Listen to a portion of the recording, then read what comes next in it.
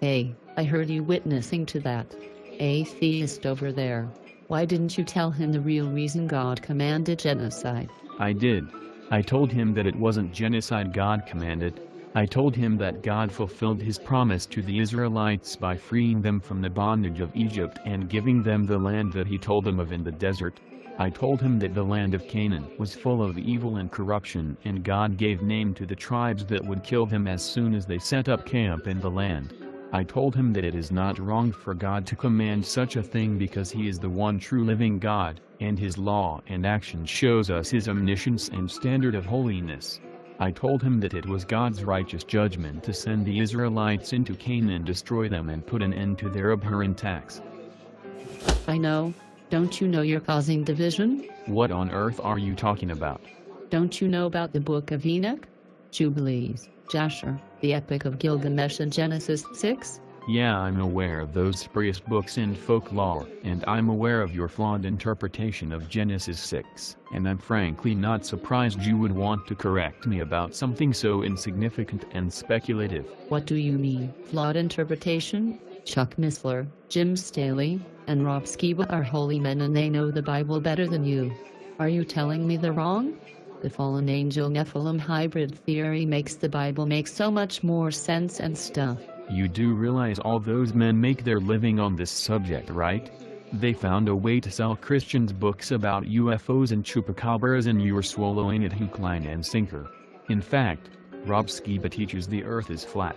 Chuck Missler proudly states that he has worked for the CIA, the Department of Defense, and the NSA, and Jim Staley is a Hebrew roots Kabbalist who is in federal prison after pleading guilty for conning his congregation out of millions.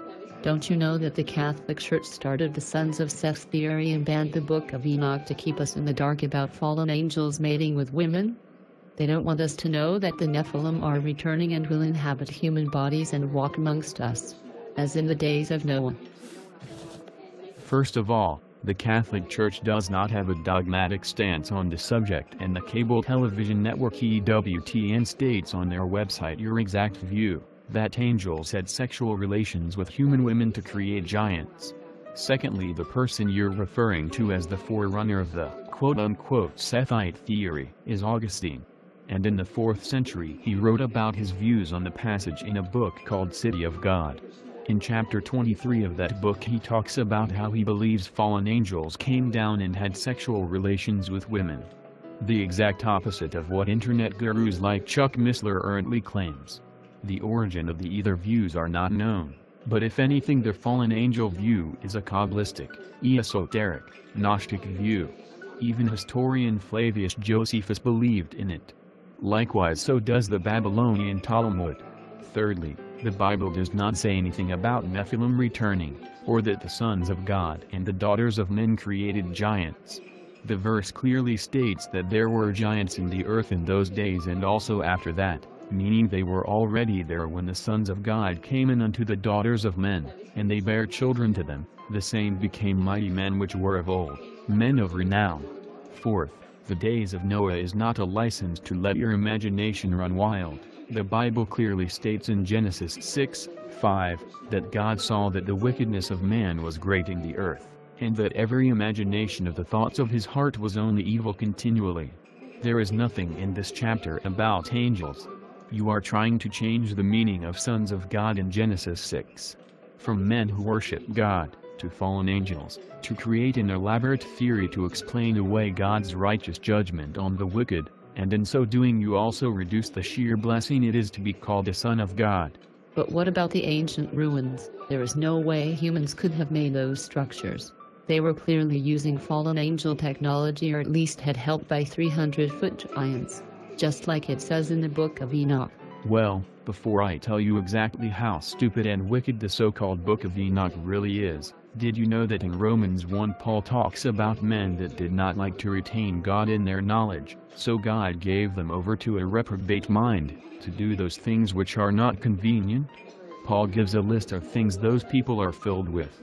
Being filled with all unrighteousness, fornication, wickedness, covetousness, maliciousness, full of envy, murder, debate, deceit, malignity, whisperers, backbiters, haters of God, despiteful, proud, boasters, and wait a minute, inventors of evil things. Wait a minute. Are you telling me that men can invent evil things without help of demonic departed spirits of fallen angelic beings? Yes. Get out. You have to stop doing that. I'm sorry. Despite calling myself a Christian woman, I think that I should usurp authority over all men of God and to teach and correct them in an angry and out-of-line manner, as if it is God's will. Even though the Bible clearly instructs me otherwise, I prefer to be a rebel and a Jezebel.